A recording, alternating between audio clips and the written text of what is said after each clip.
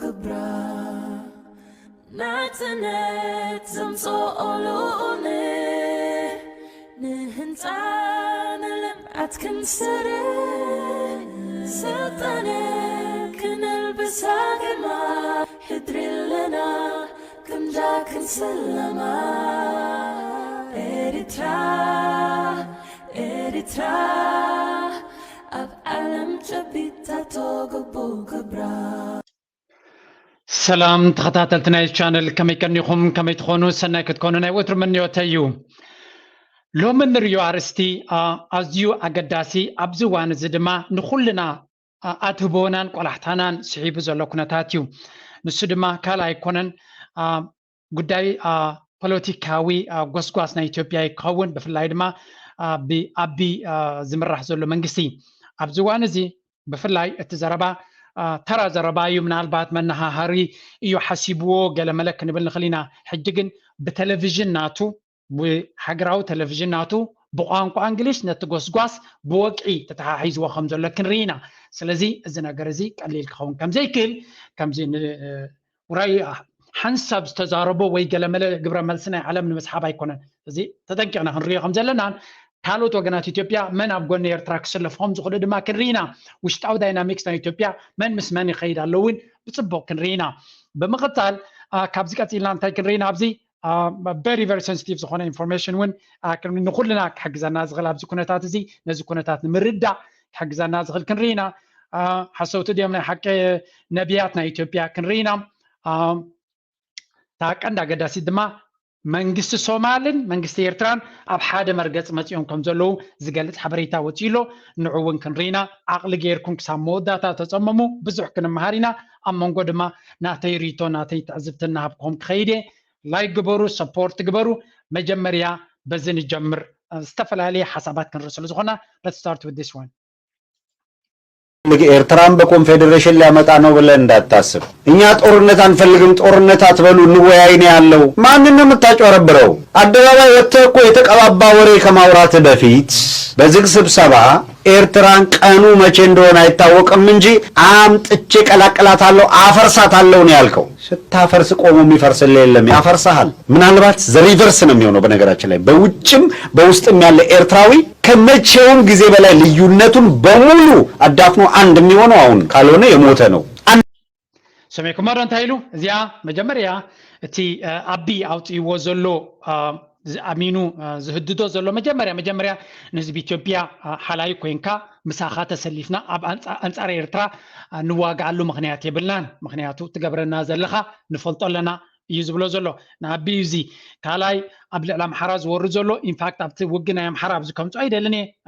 ናይ ውሽጣዊ ጉዳይ ናይ ኢትዮጵያ ስለ ዝኾነ እምበር ኣብ ኣምሓራ ብዙሕ ሰራዊት ናይ ፈደራል እውን ተማሪኹሉ ዝብል ፀብፃብ ርኢ ኣለኹ ስለዚ እቲ ውጊ ዓፈና ስለ ዝግበረሉ ዘሎ እምበር ብርቱዕ ውጊ ዝካየድ ዘሎ ኣብ ድማው ቅልውላዋት ይዎ ከም ዘሎ እዩ ዝንገር ዘሎ እንታይ ኢሉ ግን ሓንቲ ኣገዳሲ ዘረባ ካብተን ተዛረበን ፅኒኢልና ክምለሳ ኢና ነዋሕ ቪድዮ ካልእ ኣገዳሲ እውን ኣሎ ኦሮሞ ናበይ ገፆም ይኸዱ ኣለዉ ኣብዛ ቪድዮ ክትሪእዎ ኢኹም እንታይ ግን ኢሉ በዚ ስኻ ትብሎ ዘለኻ ዘረባ ንኤርትራውያን ኣብ ደገ ዘለዉ ልዕሊ ማንም ግዜ ኣብ ሓደ መስመር ከም ዝመፁ ትገብሮም ኣለኻ ከምቲ ንስኻ ቅድሚ ሕጂ ኣብ ሕቡእ ኣኼባ ዝበልካዮ ብሕጂ እውን ክመፅእ ንፅበዮ ዘለና ንኤርትራ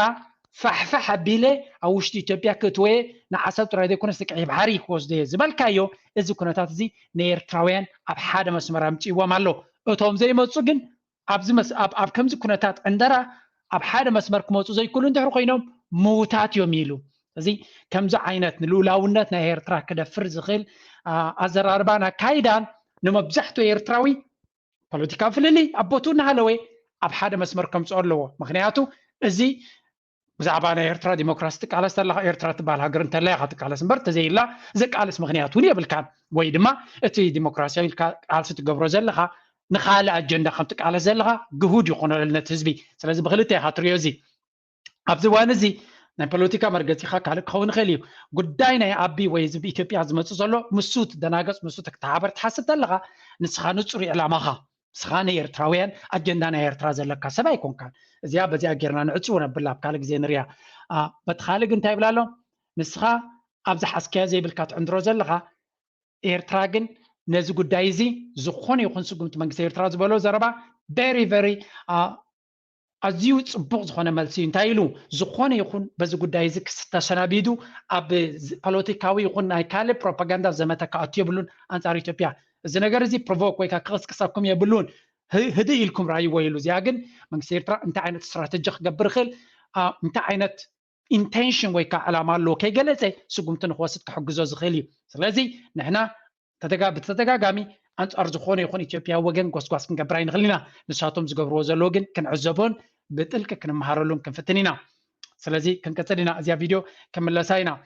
ኣብዚ እዋን እዚ ግን እቲ ቀንዲ ኣገዳሲ ክኸውን ዝኽእል እንብሎ ዘለና ኩነታት በዚኣ ናይ ሶማል ጉዳይ እስከንጀምር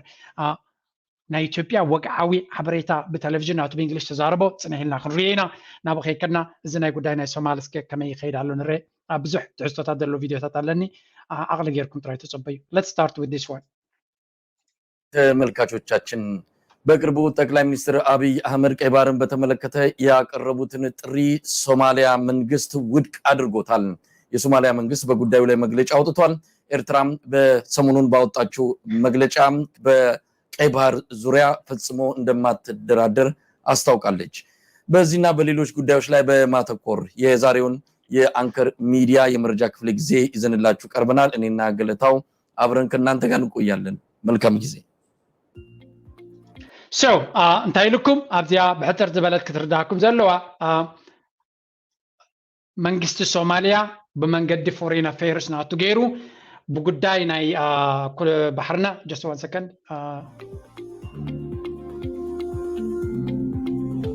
ዳይ ጠቅላይ ሚኒስትሩ so እንታይ ኢሉ ብንጥር ዝበለ ሓበሬታ ጉዳይ ዶባትናን ጉዳይ ወደባትናን ባህርናን ምስ ዝኾነ ይኹን ዲስካስ ንገብረሉ ጉዳይ የብልናን ተሪር መርገፂ ኣውፅኡ ሎ መንግስቲ ሶማሊያ ኣብዚ ሓለፈ ከም ንዝክሮ መንግስቲ ኤርትራ ፕሬዚደንት ናይ ሶማሊያ ብኤርትራ ቀኒዩ ነቶም መንግስቲ ኤርትራ ብሓይሊ ባሕሪ ብሓይሊ ምድሪ ከምኡውን ብሓይሊ ኣየር ብኩሉ ኣሰልጢኑ ንፀጥታ ናይቲ ሃገር ንምሕጋዝ ብዘይ ዝኾነ ይኹን ሓለፋ ከምቲ ፕሬዚደንት ናይ ሶማሊያ ዝበሎ ንሕና ኤርትራ ክንገብረላ ንኽእል የብልና ናብዚ ግዜ እዚ ሰናይ ተበግሶ ናይ ኤርትራ እዩ እዚ ንፀጥታዊ እዚ ክንብል ከለና ግን ሶማሊያ ኣብ ግዜኣ ንኤርትራ ንቃልሲ ህዝቢ ኤርትራ ዓባ በርክቶ ዝገበረት ሃገር እያ ነይራ ስለዚ እታ ኣሰላልፋ ናቶም ብትክክል ሓደ ኮይኑሎ ብኛው ሶማሊያ ተሪ መርገፂ ኣውፅያላ መንግስቲ ኤርትራ ድማ ብዛዕባ ኣብ ህውተታ ናይ ባሕሪ ኢዱ ክእቱ ከም ዘይደልን ብዛዕባ እዚ ጉዳይ እዚ ካብ ዝኾነ ይኹን ምዝራብ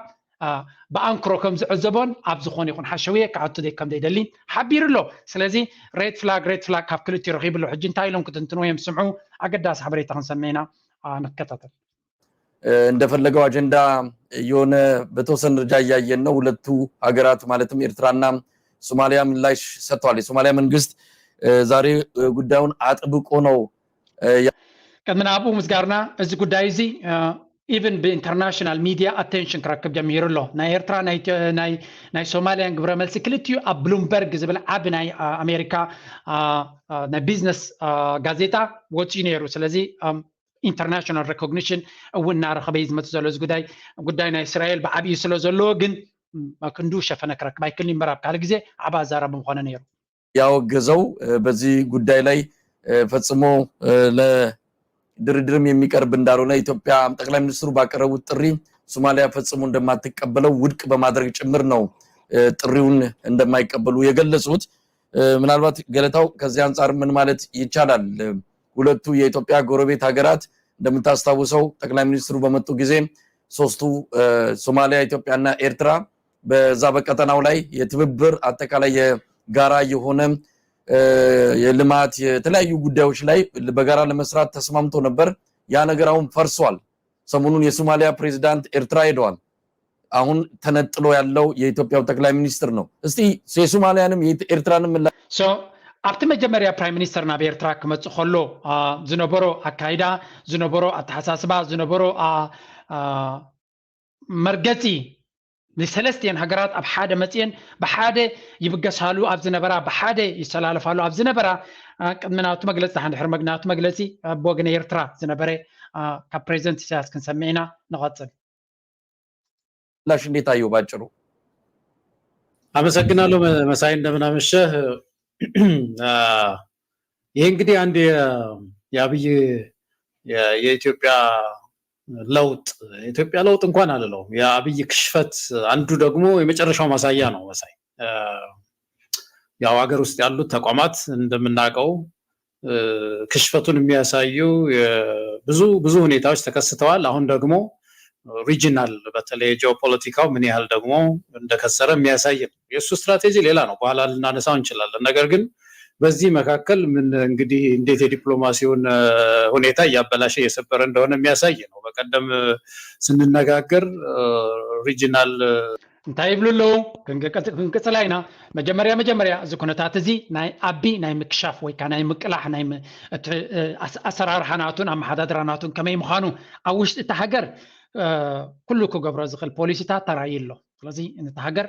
ኣብ ሓደ ሕምስምስ ዝበለ ዕግርግር ኢትዋ ኣብ ሞትን ህልቂትን ደምነትን ኢትዋ ከም ዘሎ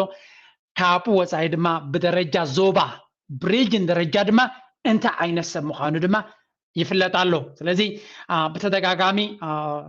ዝጥቀስ ዘሎ ጠላም ምዃኑ መርገጽ ንጹር ከም ዘይኮነ ኣብ ፖለቲካ ድማ ዝቀያየር በእምነት ክሰርሕ ዘይክል ምዃኑ እናተኸሸፈ ይመጽእ ኣሎ እዩ ዘስምዕ ዲፕሎማሲያችን ያበላሸ ነው የቀይ ባህር አካባቢ የነበረን ያለንን ወደብ ግንኙነቶች ሁሉ ያበላሸ ያልን ነበረ ኤርትራም በማግስቱ መግለጫ ወጣች ሶማሊያም መግለጫ ዛሬ አወጣች የሚቀጥሉት እንግዲህ ወደ 7 ሀገሮች አሉ ግብጽ አለች ጆርዳን አለች እንደምታውቀው የመን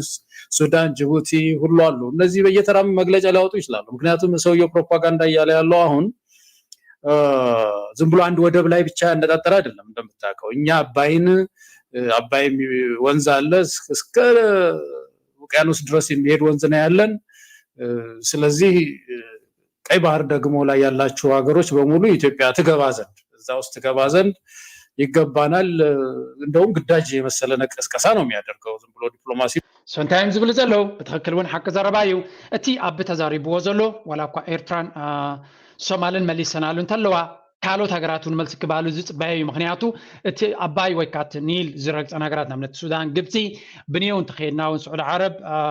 ጆርዳን ገለመለ ዚያቶም የመን ኩላቶም ክምልሱሉ ዘሎ ጉዳይ ምክንያቱ ንሕና ትሕቶ ንሳቶም አልዒሎም ዘሎ ቅስቃሴ ወይካት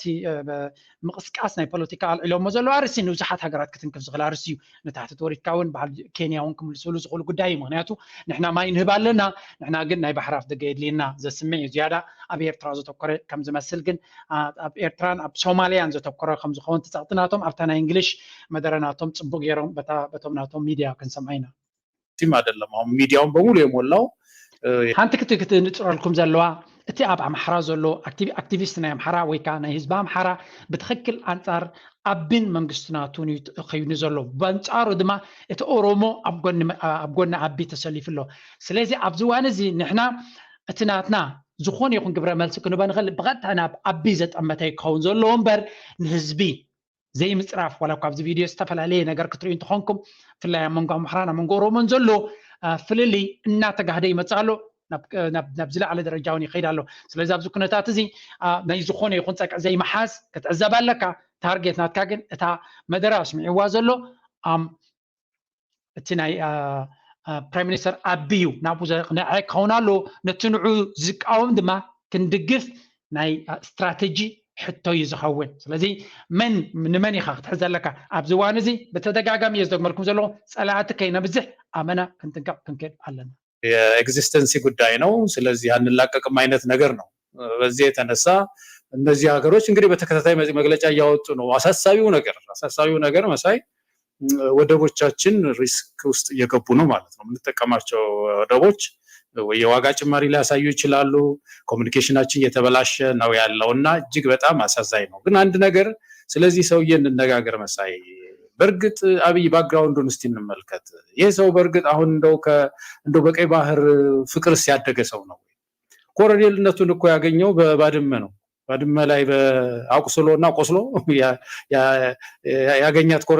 ኮሎኔልነት እኮ ያ ነው ታሪኩ ድንበራችን ባድመ ነው ብሎ እዛ ተዋድቆ የችን ኮሎኔልነት ያገኘ ሰው ነው የኤርትራ ኢትዮጵያ ኤርትራን ግንኙነትን በተመለከተ ባለፈው ጊዜ እንደምታውቀው በስትራቴጂክ የሆነ አሊያንስ ከመፍጠር ባለፈ ህወሓትን ለማጥቃት ለማቁሰል ካልሆነ በስተቀር ረዘም አድርጎ ስለወደብ ያሰበ ዶክመንት ፕሮዲዩስ አላደረገም ፌል አድርጓል እንታይ ይብለና ኣሎ ብሓፈሻ እቲ ኣካይዳ ናይ ኣቢ እንተተኸቲልና ነቲ ዞባቲ ብጣዕሚ ሓደገኛ ምዃኑ ኣብ ኤርትራ ዝነበሩ ኣካይዳ ድማ ክንሪኦ ከለና ንዕላማ ናቱ ኢሉ ምስ ኤርትራ ዝገብር ነይሩ ዋላ እቲ ወታደራዊ ማዕርግ ናቱ ኮሎኔል ይመስለኒ ዋላ እቲ ወታደራዊ ማዕርግነቱ እውን እንተሪኢና ኣብቲ ደማዊ ውግእ ኤርትራ ምስ ኢትዮጵያ ኣብ ዝዋግእሉ ዝነበሩ ኣብ ዘመነ ህወሓት ዝተቐበሎ እዩ ስለዚ ኣብ ልዕሊ ኤርትራ እንታይ ዓይነት ስእሊ ክህልዎ ከም ዝኽእል ምናልባት ነቲ ናይ ኤርትራ መንግስቲ ኣታሊሉ ወይ ድማ ኣሽኪዑ ነቲ ዕላሙ ንምርካብ ዳ እምበር ብትክክል እቲ ዕላማ ናቱ ከምዚ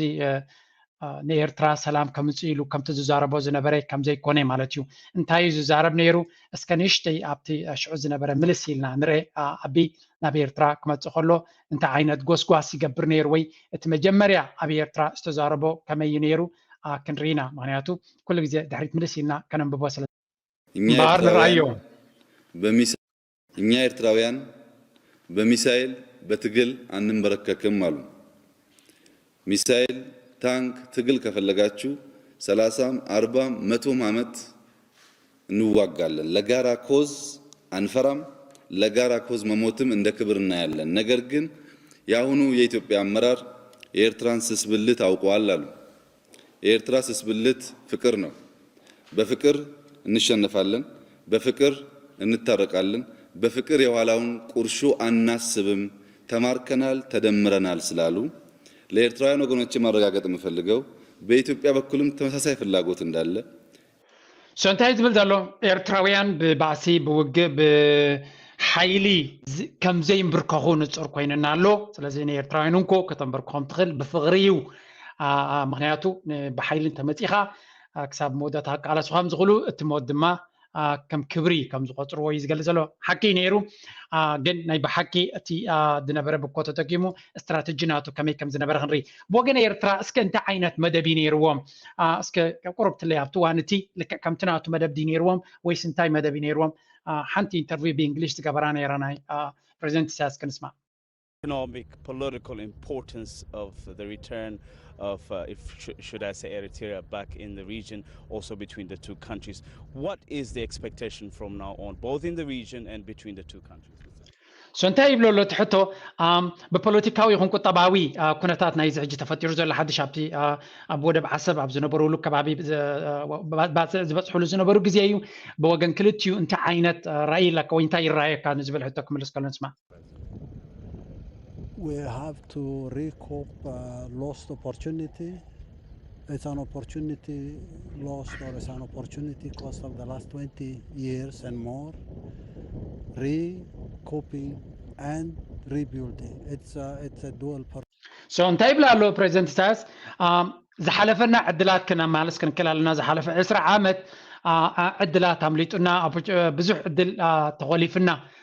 Why would he say that? ስለምታይ ከም ክብል ይኽእል ሓደ ውራይ ኢሉ ነቲ ባሕሪ ክጥቀመሉ ወይ ከዓ ኣብቲ ስትራቴጂ ናይ ባሕሪ ንኢትዮጵያ ኣይትጠቀሙላ ኢሉ ነይሩ ተዝኸውን ዕድል ሓሊፍና ይምበለን ስለዚ እቲ ዝነበረ ኣካይዳ ብወገን ኤርትራ ክፉት ከም ዝነበረ ነቲ ባሕሪ ኢንፋክት እዚኣ ክትገርመኩም ኢና ኣይ ዶንት ኖ ኣብ ካልእ ግዜ ከምፃልኩም እየ ኣብ 2002 ኣብ ኢትዮጵያ ደርቂ ኣብ ዝነበረሉ ግዜ ኤርትራ ወደባታ ነቲ ደርቂ ኣጋጢምዎ ዘሎ ሰብ ወደባታ ክፉት ከም ዝኸውን ረድኤት ሰብኣዊ ረድኤት ንኽኣቱ ተጠቀሙሉ እቲ ወደብ ዝበሉ ኣየድልየናኒ ናይ ወደብ ፀገም የብልናኒ ብምባል ኢቭን ረድኤት ክጥቀም ከም ዘይደለየ መንግስቲ ኢትዮጵያ ይዝከር ስለዚ ንፁር ብመንገዲ ኤርትራ እቲ ኣፍ ደገ ባሕሪ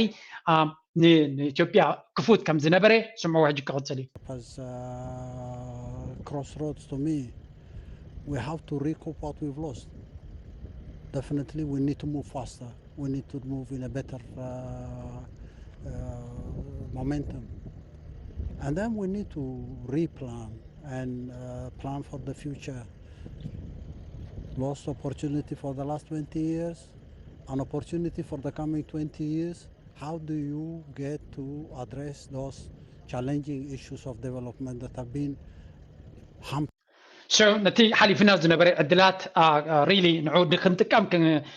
كنقاية كنكلالنا ترى ديكونه بحج عسر عمد كخمي جرنا خنصرح نخيل بمبال نتي زنبرة كونتات بغلط أفنا بسرح نخاتو يقاية يكم زنبرة بوجن يرترا زي ما سنتني هيلون بزعبة specifically بزعبة حسب كزاربي يونايت حسب جن قد من أبزيا أبتنا إنجليش كونتات كلنا نيشتيس كأبتنا إثيوبيا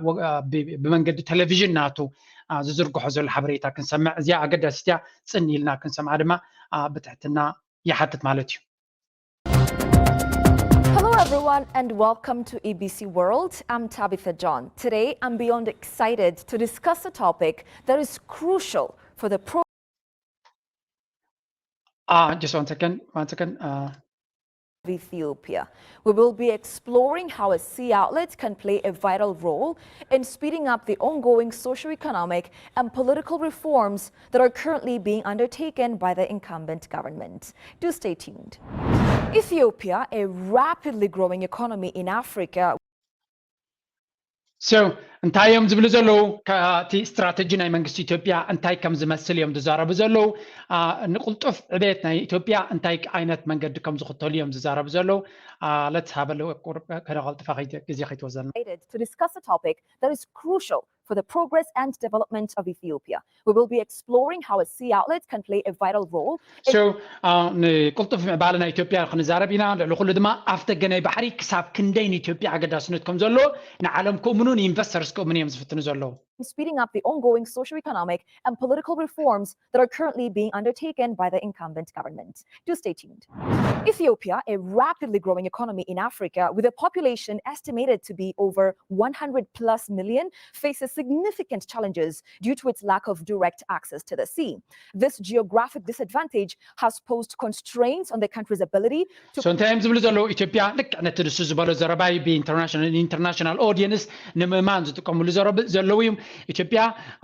ብቕልጡፍ ትዓቢ ዘላ ሓደ ካብቶም ቅልጡፍ ኢኮኖሚ ዘለዋ እሞ ናብ ዝለዓለ ደረጃ ትኸይድ ዘላ ነቲ ዘላቶ ነቲ ናይ ኩሉ ወገን ናይ ቁጠባዊ ናይ ማሕበራዊ ናይ ኩሉ ዓይነት ግስጋሴ ድማ ኣብ ፅቡቕ ኣንፈት ዘላ ክነሳ ሓደ ዓብዪ ፀገም ወይ ከዓ ምሕንቆ ኣለዋ ንሱ ድማ ገምገም ባሕሪ ዘይምርካባ ዘይምህላዋ ወይ ከዓ ፅቡቕ ዝኾነ ኣፍ ደገ ባሕሪ ስለ ዘይብላ እዩ ትፀገምና በሉ እዮም ከምኡ ዝፍትኑ ዘለዉ to cater to its large population and has hindered its economic growth and development. Additionally, being landlocked limits Ethiopia's geostrategic options in the Horn of Africa and beyond, making it difficult for the nation to expand its economy, develop its military, specifically its navy force, and exert influence in the region. So what's the importance of a sea outlet for Ethiopia's reforms and development? Ethiopia's ongoing socio-economic and political reforms undertaken by the incumbent government require a sea outlet to accelerate their progress. As one of the fastest growing economies on the continent, So እንታይ ትብል ዘላ ምስቲ መንግስቲ ኢትዮጵያ ሓደ መንግስቲ ዘሎ ወጢንዎ ዘሎ ቅልጡፍ ስትራቴጂ ቁጠባውን ማሕበራውን ዕቤት እቲ ኣፍ ደገ ባሕሪ ክሳብ ክንደይ ኣገዳስነት ከም ዘሎ ንሱ ዘይምህላው ድማ ነታ ሃገር ብቁጠባ ብስትራቴጂ ብወተሃደራዊ ከምኡውን ዝግባእ ፅልዋ ንኸይትገብር ዓንቂፍዋ ከም ዘሎ እያ ትገልፅ ዘላ ስለዚ ኣገን ነቲ ንሱ ኣቢ ኣብቲ መደረ ተዛሪቦ ዝነበረ ብዝተፈላለየ መንገዲ ንኢንተርናሽናል ኦዲየንስ ንምእማን እዩ Ethiopia needs to meet the demands of its large population and become a competitive nation on the global stage. To achieve this, the government has put forth ambitious plans across all sectors. However, various obstacles, both man-made and natural, impede the country's growth. Among the barriers to Ethiopia's middle-income status through export-oriented industrialization, the lack of direct coastal access stands out as a notable hindrance. Historically, Eritrea's Assab port handled 70% of Ethiopia's. So እንታይ ብልሉ ኢትዮጵያ ነቲ ሚድል ኢንካም ወይ ከዓ መነባብሮ ናይ ህዝቢ ናብ ዝለዓለ ደረጃ ክትዕቢ ትጓየሉ ዘላ እሱ ድማ ብኢንዱስትሪ ናብ ኤክስፖርት ወይ ከዓ ናብ ሰደድ ዘቕንዐ ኢኮኖሚ ንክትገብር ንምስፍሕፋሕ ደገን ሰደድ ክትገብር ተኮይና ኣብ ደገ ባሕሪ ካብ መጠን ላዕላ ገዳስነት ክህልዎ እዩ ኣብ ታሪክ ድማ ይብለሎ ሂስቶሪካሊ ናይ ኤርትራ ወደብ ዓሰብ ማለት እዩ 70% ናይ ኤርትራ ንግዲ ክሳ እዩ ብኡይ ዝሳለጥ ነይሩ ወይ ብኡይ ዝካየድ ነይሩ كابشن شاتمين تسعة هذا ديوتو unnecessary conflict زيد اللي زنبري نتقال سبير تراي زيد اللي conflict and geopolitical change the country relies heavily on the port of Djibouti ስለዚህ كم تسعة هذا نجميرو بزيد اللي سلين كمون geopolitical ولوتن هجو كم زي كمي مالتيو نايت زنبرك قدمي زنبري محدرا جيجاب زنبرو نخس معيم زفتنو زلو بتخكل تزربا كنسمعينا تفيديو بملا نبكالي زغنعتيا trade, but since 1991, due to unnecessary conflict and geopolitical changes, the country relies heavily on the port of Djibouti. This reliance comes at a significant cost, with Ethiopia paying billions of dollars annually for imports and exports passing through Djibouti. Consequently, the need for alternative sea outlet options has become a pressing concern for the reformist government. It is evident that peaceful action. So انتهي بلوزانيهم بسنك تزايد اللي زنبرا بوليسيتات إثيوبيا أزي بزح جنزب نلوجستيك نودب نجوبت تخفل كم زلا بليونس انتهي مالوتي زقمت لابلو ودب نتزلونا أم ما يكفلنا سلازي أبير تراز دلي وزلو ودب ويابكالي بتروح يوم زلي زلو تديهمني نكوكدلو زي كونسي بتروح هنا نتكأم نيرنا قدم نير تراجزينا خلنا بتروح هنا نتكأم نيرنا يوم زبلو نيرم كاتيلهم دمان تايم زبلو زلو تاب جبتي نتكأم زلنا كوما يكونن دل زلنا ما تاب جبتي بزح جنزبنا نخفل زلنا يوم زبلو زلو لازم تنكا غير ليو تزربا ساتم تكمل زلو بتمجمريا زبلو ناي سلام دو ناي نكسيدو ناي شركنا دو قالوا دسمع زربا يتكأم نيرجن جزينا بالأخير كله تحققنا وأسأل زخي زلو access to the coast would not only enhance Ethiopia's political influence, but also contribute to realizing its ambition of becoming a middle-income country and lifting millions of citizens out of poverty. Therefore, it is crucial to explore the possibility of sea outlets for Ethiopia, considering its historical, geographical, economic, and legal justifications. Now, for centuries, Ethiopia had multiple ports, and even today, a newly... سلازي نتي إثيوبيا وتعطي زلا أبي بلان ويك ambitious plan تقول زلا نعود سلمان نبزحات هيوتنا نبزحات إثيوبياويان تغير زغل هذا كابتي أقداسي ودب أفدق بحركة ركب كلا أنا زين وركب دما تاريخ هاولو جغرافيك هاولو حق هاولو كل عينة من قد تدكيما حمتنا لعلي كروشال يوز قدايزي مع اللي بخركب ويك إثيوبيا أفدق بحركة ركب يوم ده سمعوا زلوا سلازي نيكزيستنس نهلاونا إثيوبيا كمتنا لعلى قداسي مبال مالت بخل واقع نهلاويقا نبنت أير نهلاود سبيا دلي أير نخركب سب سخون نخدبر خلالو مالتي سلازي لكعكم عينتكم كم يفتكم زلوا زدما بسنكزي تكسب وقك ما تسخلي ويكالك ما تسخلي لك جمت كابزيرو تبقيسي يكونن نهلوناي كمتن لعلى قد سنة بين تحري لك نهلو نوسب سخون خجبر كم زخل مجنزابو كبيت سلزي كونه 600-kilometer coastline lies just a few kilometers away from its borders. However, this extensive coastline is currently occupied by only 3 countries, leaving Ethiopia in need of a secure access port that aligns with its rapid population growth, expanding economy, and size. When we talk about Ethiopia's pursuit of historical justice and regional stability, under the leadership of Prime Minister Abiy Ahmed, the Ethiopian government has undertaken significant efforts to rectify historical injustices and reclaim lost rights. As Ethiopia strives to become the 3rd largest economy in sub-Saharan Africa, finding a sea outlet becomes under the leadership of Prime Minister Abiy Ahmed, the Ethiopian government has undertaken significant efforts to rectify historical injustices. انتهي بلو سمعكم امدو ابتعت مرحنتنا ابي برايم مينستر ابي قد محجز قاطمو زي فتحاونت to rectify كتعري نتي historical injustice اب تاريخ استفصمو قصحتت تاع مالتو نيرتران برايم مينستر ملسن بريزيدنت ساسن قريبهم زلو نايرترا ناصنت نمتكاسيو بزي ناي حقراو تلفزيون يوم تزارب زلو سلازي this is becoming serious كم زي اقاليل كازر غداي كم زي كونه كنركن كلالنا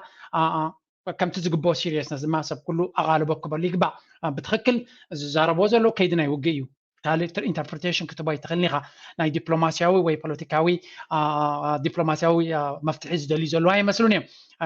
rectify historical injustice and reclaim lost rights قدم زنبرنا مسالات نمملاس يوم زعرو زلو زخا significant عبيد عري يقبر له زي لك ان منتا يقول لحتي قدم ابي ابعصوا اخي بازبلو نيرترا ماتي حسب دين قاي بحرن كملالس نزبلو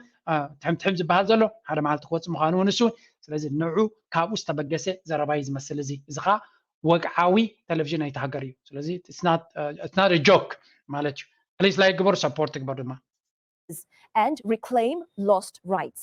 As Ethiopia strives to become the third largest economy in sub-Saharan Africa, finding a sea outlet becomes more vital than ever to prevent regional instability, foster trust among neighboring countries, and catalyze mutually beneficial economic growth along the coastline. Therefore, the quest for an alternative sea outlet for Ethiopia becomes an unquestionable necessity. والله هذه تكويست ويكات دليتنا يافدق بحر كل تبلا بلا زبلو زلو غرفو اتي افدق بحر دليتنا يافدق بحري unquestionable بزي حتى زيد ليو قديتاوي دليتي زلنا ስለዚህ again ተደጋግመም بس حزب لنا هجرنا ابي افدق بحر ججفالو بتقانا نحنا دي وهبنا ስለዚህ I think نبكالك خيز خل زرباي not an option. And now let's explore the sea outlet options for Ethiopia. Is it via Eritrea, Djibouti, Sudan, or Somalia? Recognizing the need for a sea outlet, the Ethiopian government has explored various options, primarily through diplomatic or give-and-take options via Eritrea, Djibouti, Sudan, and Somalia. However, sustainability, reliability, independence from external pressures, and unhindered development of the country remain crucial considerations. Ethiopia requires a sea outlet that it can control, ensuring its long-term stability and growth. Viewed through this lens, a sea outlet for Ethiopia is not merely an option, but a necessity. In conclusion, ladies and gentlemen, Ethiopia's lack of direct access to the sea has long constrained its ability. Ethiopia is not merely an option. So again and again, تزرباناتهم ملو بملو نسهم زوننو أفدق بحري يوم زدلي زلو تملكتات ناتهم زي ولاتي إديت جيرو مزولون تاريخهم أبيرترا أتوكيرهم متوازلو ولا بحسب سلازي we have to be careful نزي كونتات زي أقاليل كان نايس كان زر كونتات يكونن وقعوي نتزربو بتي كال استراتيجينا أبي أبكال زوم بقوم مالتيو I think of Twitter يوتينيرو انتهيت مدبناتهم بزحاتنا السوشيال ميديا ጎስጎስታ አካላት መልሚልኩም ዘለ ካድራት ስለዚህ ነትንስ ዝብሎ ዘረባ ብፅንፅንታ ቢሎም ተውፅኦ ዝርግሖ ሓር 10,000 ዝኾኑ ኢትዮጵያውያን አበጊስኩም ዘሎ ሓንቲ ኣብዚ ክንፈልጣ ዘለና ኣብ ውሽጢ ኢትዮጵያ ንኹሉ ይኮነና ሳቲፍ ዘሎ ኣቢ ራይ ወሕጅ ክሳብ ክንደይ ሓጓፍ ኣብ ውሽጢ ከም ዘሎ ራዩ ብመንጌሩ ይፃወት ከም ዘሎ ነዚ ገይም ክንሪና ቅድሚና ኣቦ መኻድና ንሽተይ እስከዚያ ንስማዕ because it's very important ክርዳና ዘሎ ብዙሕ ኣገዳስ ከሪየኩም ፕሊዝ ላይክ ግበሉ ሰፖርት ግበሩ ውሃ አለ ቀይ ባህር የሚባል ሌላ ትልቁ ከም ትዝበልዎ ትማል ባህርና ክንስቴሉ ገመል ለዚህ ነው እየደጋገመ አሰብን ከፈለጉ ግመሎቻቸውን ውሃ ያጠጡበት እያለ ሲናገር አድሚት አርጓል። ኢትዮጵያ በአሰብ ላይ ምንም አይነት ይገባኛል ጥያቄ እንደማታነሳ ተናግሯል። በዓለም አቀፍ ሕግ የአንድ ሀገር ጠቅላይ ሚኒስትር ወይም ሄድ ኦፍ ስቴት የሚባል ወይም የውጭ ጉዳይ ሚኒስትሩ በኦፊሻል ካፓሲቲ ወይም በሀገር ባለስልጣንነቱ የሚናገራቸው ነገሮች ውል የመፈራረም ያህል አስገዳጅ ውጤት አላቸው። ገመላይ ትረብሽ ከባህሩ ማዩስተ ወይና ዓራት ጋበዝ ቁርብ ምስኡስተ አባይ ካንሆለ ተጠሊዑ ጠራ ደቀይ ይብላሎ ጻውዒቱ ስማዕ መጎት ካን መልሐስካን ናብ ተፋሰሱ ቁንዕ በባሕር እንዳማትካ ክደፉ ጽፋፋዕ ቁርብ እንደወጣይኽ ዛሬባኻ ጠምት እንዳመን ትኩሕኩሕ ህድእ ኢልካ ሕተት ኣባር ባሮስ ሓሸዋይ ስኽትት ንሳን ሃደመት ኣይቱብዬ እያን ሞት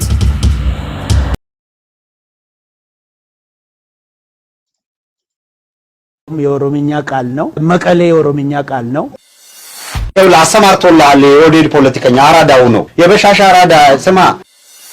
ፋኖ መጥቶ 4 ኪሎ ጸጉርህን ይላጫል። ስሬ ማለት የኦሮሞ አንድ ጎሳ ነው። ቃላቱም ትርጉሙም ይታወቃል። መቀሌ ማለት መቀሌ የሚለው መገንጠያ እንደማለት ነው። አብይ አህመድ እየተሸነፈ መሆኑ ገብቶታል። ነገ ጧት ምን ሊያደርግ ይችላል መሰለ? አብይ አህመድ ባንዲራውን ሁላ ለብሶ ሁላ ሲተኛ ምናምን ሊያሳይ ይችላል። ማንንም የምታጭበረብረው አደባባይ ወጥተህ እኮ የተቀባባ ወሬ ከማውራት በፊት በዝግ ስብሰባ እንደለመደው ደቡብን ተርትሮ እንታይ ዘሎ ትኩነታት ኣፀኒሕልና ክንሪአ ናብዚ ቁርብ ቅድሚት ኣቐድም ኣቢሎም ክጅምር እዮም ጊሜሰክ ለሚሸውዩ ኣብዚ እንታይ ክብል እዩ እቲ ኩነታት ኣብ መንጎ ኦሮሞን ኣምሓራን ዝኸይድ ዘሎ ኣዝዩ ሴንሲቲቭ ምዃኑ ክልቲኦም ድማ ኣብ ረፅሚ ከም ዘለዉ ናይ ታሪክ ረፅሚ ናቶም ራዩ ሕጂ ኣብ ታሪክ ዘለዎም ርፅምራዩ ኦሮሞ ብዙሕ ነገር ኣብ ኢትዮጵያ ይብፅሓና ይበሃልትዮም ገለ ካብቲ ይብፅሓና ዝብልዎ ዘለዉ ንስማዕ መፍላጥ አገዳሲ ነው። ስሬ ማለት የኦሮሞ አንድ ጎሳ ነው አሉ ምናምን ብሎ በ15ኛ ክፍለ ዘመን በዘመቻ በኦሮሞ የሰየሙትን ይዞ ነው ይመጣል። እዚህ የገቡበትን ዕዳ አልተውኩም፣ እዚህኛው መጥቶ ሌላ ነገር ያወራሃል። ማን ለምን ዓላማ ነው ሄዶ ለሱ ቀውስ ሊዋጋለት የሚችለው? የበደታቸው ማሳያ አለ። ልዩ አንድ ቪዲዮ አለ፣ ታሳይልኛለሽ? የሚገርሙ ሰዎች እኮ ናቸው። አድግራት የሚለውም የኦሮምኛ ቃል ነው። መቀሌ የኦሮምኛ ቃል ነው። ስሬ ማለት የኦሮሞ አንድ ጎሳ ነው። ኦሮሞን ታይብልሎ አድግራት ማለት በኦሮሞዩ መቀለ ማለት በኦሮሞዩ ካለ ብዙሕ ሂስቶሪካል አለዋ በኢትዮጵያ ስምዕዎ ዘጂ ኣብ መንጎም ዘሎ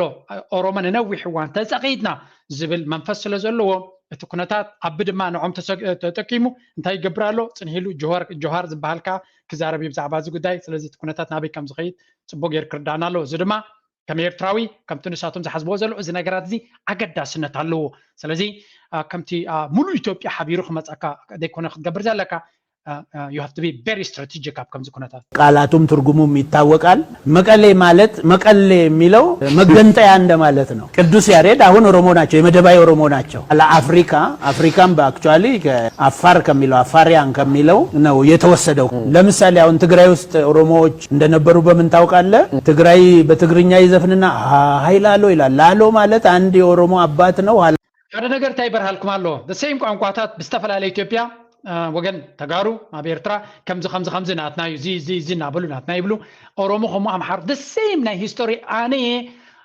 ጥንታዊ ኣነ ሓያል ዝብል እቲ ናይ ኢትዮጵያ I think clearly ሕማም እዩ እዚ ሕማም እዚ ናብ ኤርትራን ከስገርዎ ብዙሕ ፈቲኖም ኣለው ኣይተዓወቱሉን ክንጥንቀቐሉ ኣለና ብዓብ ኣጀንዳ ዝስራሓሉ ዘሎ እዩ ስለዚ ራይ ወዕጃ መንጎም ዘሎ እቲ ኤትኒክ ሱፕሪዮሪቲ ዓሌታዊ ልዕልና ንሕናይና ልዑላት ንሕናይና ሓያላት ንሕናይና ታሪካውያን ዝብል ስምዖ ወጅ ጎሳ ስም ሆኗል ማለት ነው። ግን እንደ ኔል ያብራራው አይችልም። የኦሮሞ ስም ነው። ላሎ እዛ ብቻ አይደለም። ሰሜን ሸዋ መራቤቴ አካባቢ ላሎ ምድር የሚባል ሰሜን ሸዋ ውስጥ አለ። ቀኛዝማች ላሎ የሚባሉ ሰው ነበሩ። ላሎ እንግዲህ የኦሮሞ ስም ነው። ቃላቱ ምኑም ማለት ነው።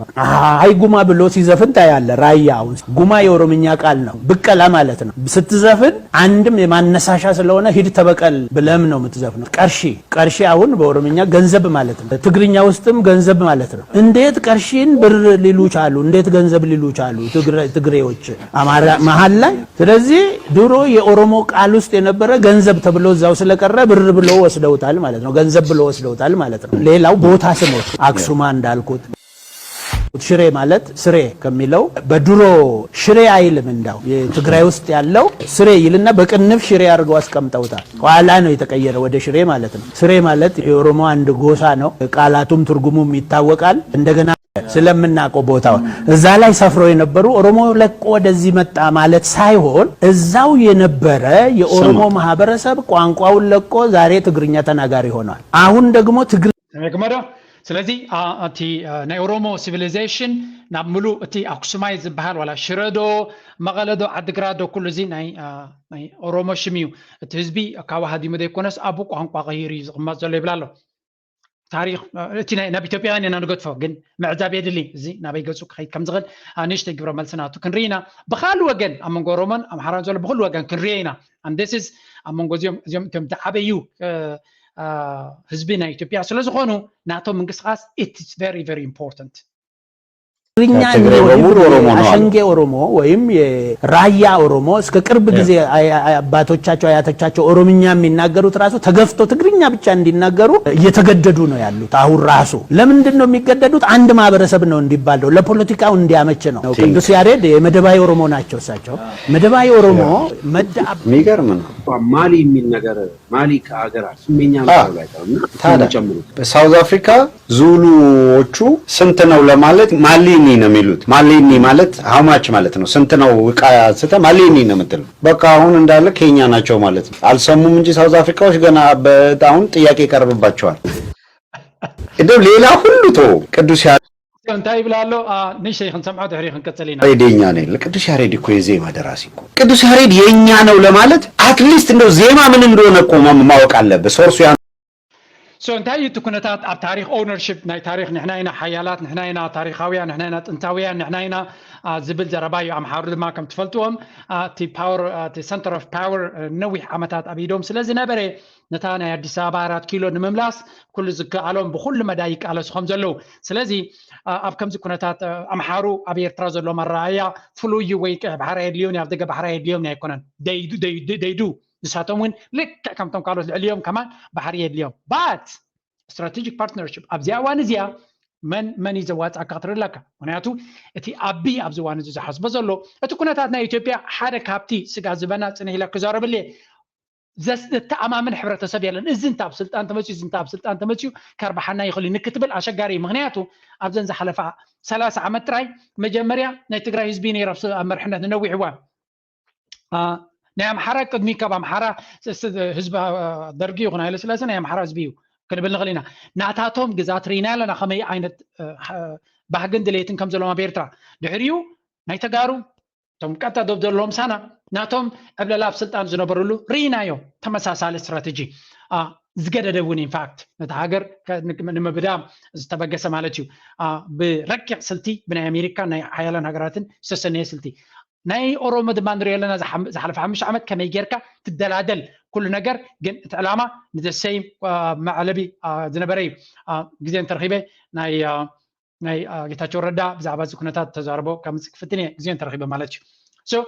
ابزي ግን እንታይ ኣሎ ንሕና ከነስተውለሉ ዘለና እስከ ንስማዕ ሓደ ግሩፕ ናይ አክቲቪስት ናይ አምሓራ ናይ ኦሮሞን ኣብ ህልቕ ከለው ዝተዛርቦ ንሓና ክጠቕመና ዝኽእል ሓፂር ክንሰሜና ድሕሪ ተመሊስና ናይ ኤርትራ ክናትዩ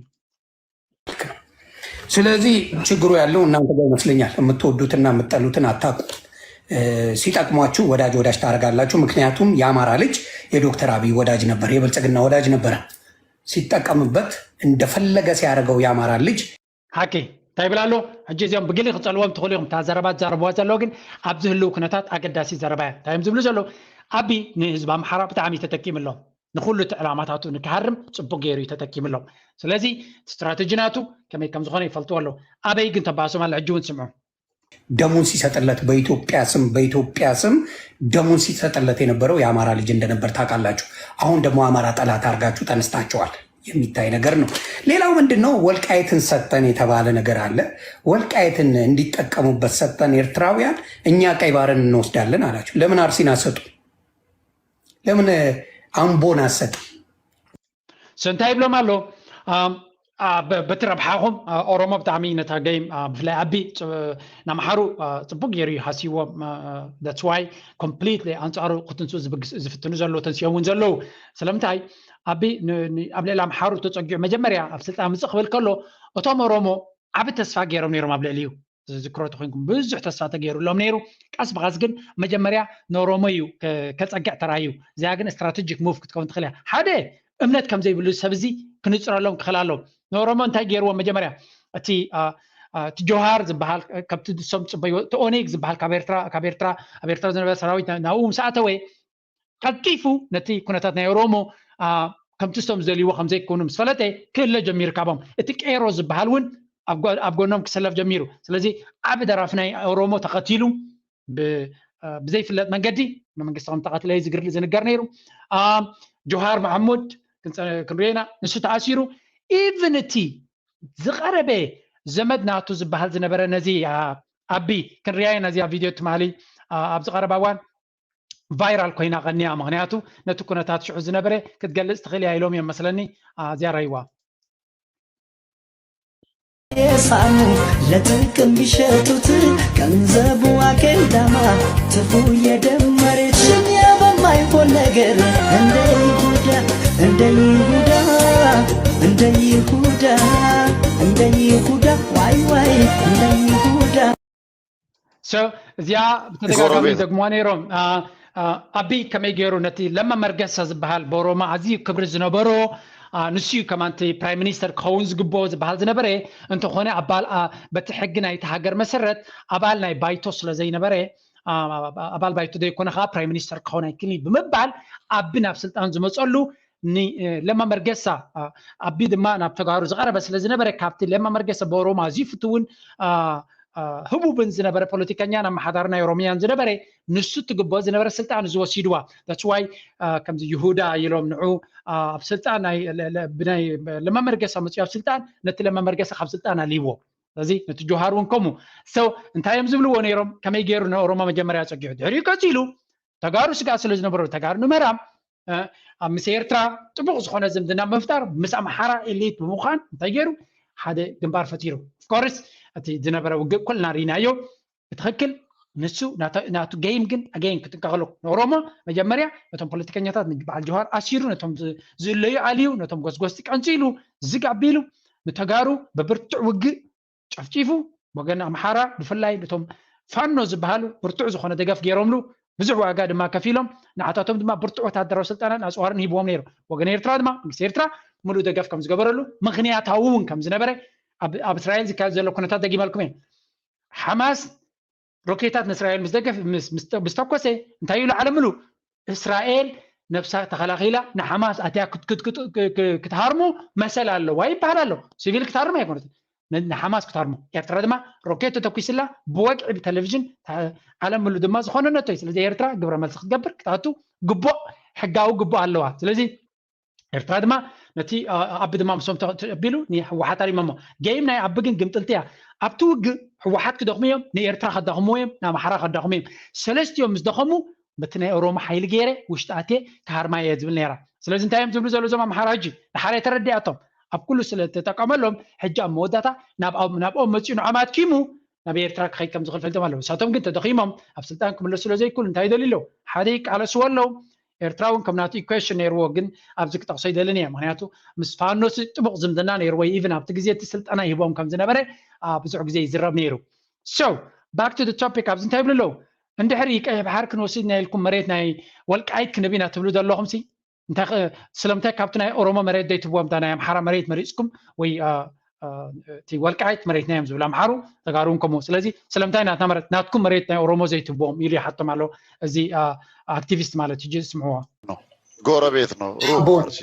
አምቦን ለምን አሰጡም ጎረቤት ሩቅ ነው ይችላል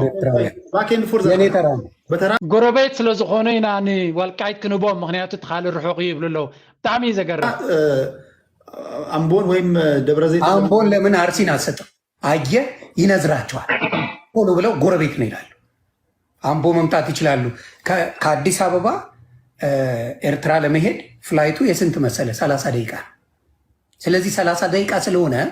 አርሲንና አምቦን ሰጣቸው ከዛ እንስማማለን አታታሉ ማጭበርበር አይቻልም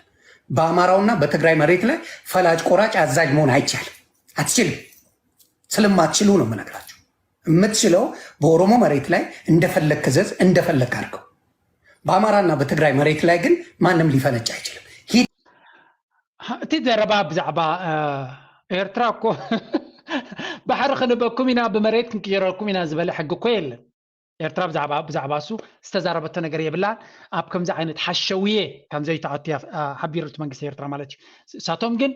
ኣብ ውሽጦም ዲብ ዝበለ ክትዕዮም ኣልዒሎም ዘለዉ ፅቡቅ እዩ እንታይ ይዛረቡ እንታይ ዓይነት ፖለቲካዊ ኣረዳዳ ኣለዎም እንታይ ዓይነት መርገፅታት ኣለዎም ክንፈልጥ ክንክእል ኣለና ኣብ ውሽጢ ኣቲና ኣብዚ እዋን እዚ መንየር ባሓካ ፈሊጥካ ኣብዚ እዋን እዚ ንፁር ኣይኮነን ግን ዝያዳ መንየር ባሓካ ፈሊጥካ ስቑኢልካ ንሙሉእ ኢትዮጵያ ንኩሉ ምፅራፍ ግን ክንጥንቃቅ ክንክእል ኣለና ኣነ ብሓፈሻ ናተይ መርገፂ ፅንሕ ኢለ ክነገረኩም እየ ኣብዚኣ መንግስቲ ኤርትራ ዝበላ እስከንመለስ ድሕሪኡ በኣ ጌርና መዛዘሞ ክገብር እየ sabotage we have to do our job our task now is much more challenging than any time in the past and because of the achievement that we've seen move fast we need to realize and appreciate also that we need to do better and faster. The port of Assab and Massawa, how do you think they can intensify, strengthen the already existing relationship which was started back in it's not only Assab, it's a very small thing. Assab has been abandoned. Assab the last 20 years should have developed to become a hub not for the bilateral benefits, for the regional and global dimensions as well. We have not benefited from the facilities that should have developed in Assab. Now we need to expand and rehabilitate, at least for the time being. For the short term, we need to rehabilitate and move faster. But for the long term, this has been a natural harbor historically, and we're coming back to normalcy. We need to give this port. So بنصور تي مدباتنا يرترا كابو دباتا بزح كم زي ربحت بزح كسارة كم زقاطة ما بسنكة الزنبرة هواهو مالتيو بنصور تي كم تي أجمالكم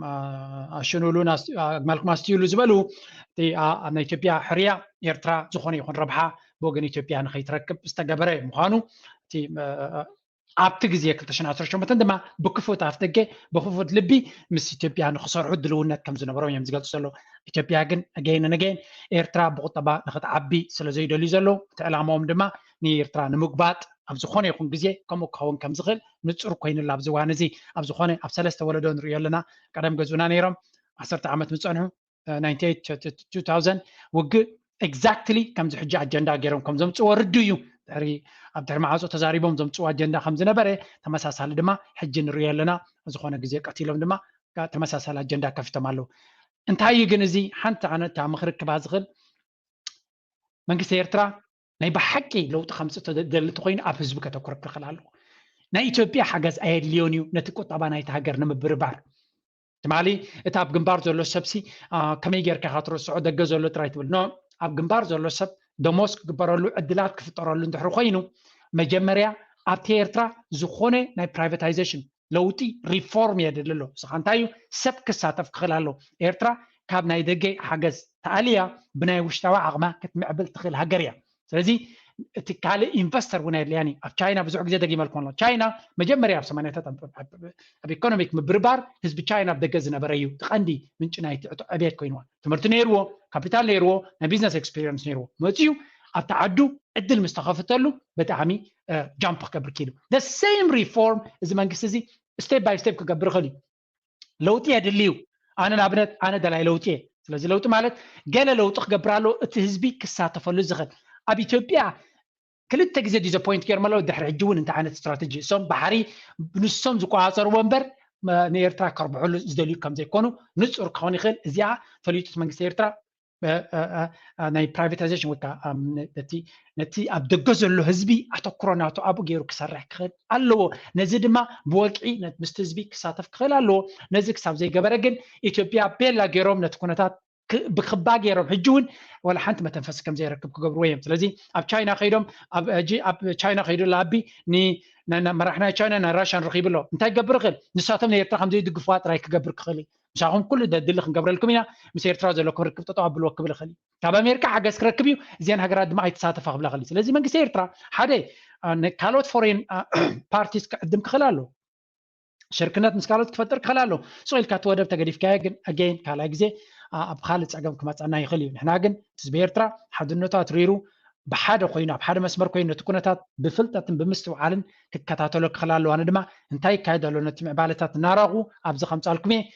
مكتت هالن نتكونتات دما زدلس قمتي قلاو مدلاوات كنكبر دما بتعتني حتى زخون حدش انت ما تشي دما بوغن من سيرترا دي بوغن كالوت I am very ready نبزي كم تعلكمي نابلكو نايلومي أرستي أبزخون ودينا أبكال أرستي كسام الرغب من الباتناتكم دقف يدلي بليز استغالكم متن سبورت قبرو نزا channel نزا فيديو لايك قبرو نابكالو تغطبازا شير قبروا ريتوناتكم حسابناتكم هابو أكالات نايزي channel كتكونو دما بخبري عدمكم نابلكو أبزغ زازمي أبكالك سام الرغب تتبغو تشاو